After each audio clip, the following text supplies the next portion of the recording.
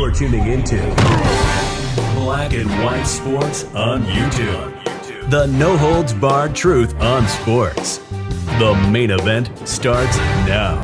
All right, Black and White Sports supporters. Well, I think I kind of expected this, but this is kind of being put out there as some sort of a massive win for the new number one overall pick, and I'm talking about Caleb Williams. And that's the idea that his Bears jersey set a new Fanatics sales record. And the headline, and this is popping up in multiple places, is that Caleb Williams' jersey outsold Caitlin Clark. Now, look, something is severely wrong if the number one overall pick in the NFL draft doesn't outsell a WNBA player. Okay? Caitlin Clark's doing a lot of amazing things. But I can't say this surprises me. Of course he outsold it. I mean, I don't find that shocking at all. Something would have been severely wrong if he didn't. I wonder if multiple players didn't. But again, I think that makes what she's done even more remarkable. Although I will tell you this, there have been people asking the question, because I didn't realize how big of not a fan people are of Fanatics. But I saw some people mentioning today, did Fanatics shut down sales of Caitlin Clark's jersey in anticipation of Caleb Williams being drafted by the Bears? Because she's been sold out for a while, okay? And so that has been asked out there. I found that kind of interesting because what kind of a headline would that have been if Caitlin Clark outsold Caleb Williams? Guys, the WNBA season hasn't started yet. I can't believe I'm even saying that, but here we are. Chicago Bears fans celebrated their first number one overall draft pick in more than a half a century on Thursday night by setting a new jersey sales record. And don't worry, we'll look at some NFL fan reaction to this. Because a few people have pointed out, how is just jersey sales going to look in about 2 or 3 more years? According to NFL insider Adam Schefter, the new number one overall pick, Caleb Williams, had his Bears jersey set a record on Fanatics for the most jerseys sold on draft night in the company's history. Williams surpassed Indiana Fever's number one pick, Caitlin Clark, who broke the record less than 2 weeks ago. Chicago had only had 2 first overall draft picks in their history before Thursday night. They selected Tom Harmon in 1941 and Bob Fenimore in 1947. Williams, a Heisman Trophy winner, was the first quarterback taken in this draft, which saw quarterbacks come off the board in the first round. I don't think any of us, all right, I don't think any of us believed that Chicago Bears fans, which were really great NFL fans, weren't going to jump out there and buy the hell out of this jersey. I think we all sort of knew that, right? So here we go. Caitlin Clark wasted no time setting a record after being selected number one overall by the Indiana Fever. Just 2 hours after Commissioner Kathy Engelbert announced her name at the podium at the Brooklyn Academy of Music, Clark became the Fanatics' top-selling draft pick in any draft night history. At the time, she took the spot from Trevor Lawrence, now that's really impressive, who set the peak for the Jaguars when they selected him number one overall in 2021. Again, we'll see how that looks in a couple of years. So, a lot of reaction here, right? From NFL fans, and it's sort of all over the place. There's some Bears fans that are loving this. There's some other fans that are pointing out something that may make this story look different in a few years. So, let's just scroll down here. This guy says Black Dicka. Black Mike Dicka, that's really good.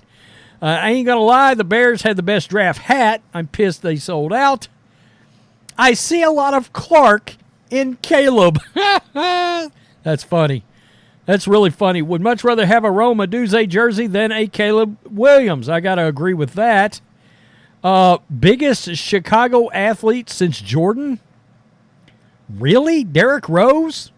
Just throwing that out there. How soon people forget the phenomena that was Derrick Rose at one time. All those jerseys just to be the next Jamarcus Russell. Ouch. Ouch. Hopefully he doesn't end up being a bust. Oh, boy. It's going to be odd. That's going to be awkward, to say the least, right? Can't wait to see them burn those jerseys in 4 years again. Oh, God. Oh, man, you knew this kind of a headline was going to bring out the guys, right? Bring out the clowning. Let the clowning commence. Wild prediction, the record for the most burnt jerseys will be broken in 1.5 years. Look, I guarantee you a lot of people that are subscribed to this channel will agree with that. I am not the biggest Caleb Williams fan, and yeah, yikes. So, anyway, Fanatics caught some real shrapnel here, too. It will probably arrive after 3 weeks, all crumpled up, misprinted. Nobody wants any trash Fanatics merch. Well, I guess somebody does because they sold a lot of them. That's a lot of frustration and continued misery in Chicago. Man, I would love to know how Mitchell Trubisky's jersey sold. Ooh, too soon. LGBTQB1. Oh, God. Gonna flop hard. Yikes. Fanatics is awful. Oh, this is interesting. Sold out of Clark gear. They cap it so the NFL could set a record? ? Told you. I told you people were talking about this. For real. I'm sure the quality of those overpriced jerseys will be, you guessed it, shitty. Pink fingernail nail polish was the #1 item sold. Oh, really good.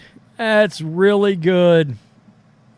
Man, I got to tell you, he better not bust with all this hype. Merrill Hodge, you know. Wow, seems like the hype train is already out of control. Hope he performs well on the field as he does in sales. Yeah, absolutely. That's going to be bust. Yikes. Oh, boy. I got to tell you, future bust. It's not looking good. There's a few people on here celebrating, well-deserved. But there's a lot of shrapnel, a lot of collateral damage going on here. It's amazing. They support trans athletes like that. Oh, that's great. Oh, God.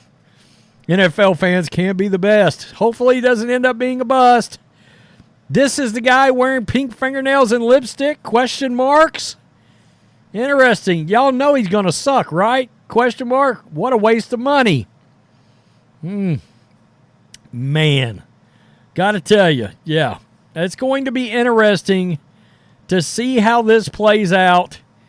Look, I'm worried almost less about the actual physical skills with this guy. And we've talked about that. It's not so much the physical skills. It's, does he have the mental capability to handle the trials and tribulations of the NFL when things do not work out the way he hoped they would? Because he's going to get murdered some days, right? He's going to get the crap absolute kicked out of him. How is he going to respond to that? And can he run an NFL offense within the confines of an NFL offense?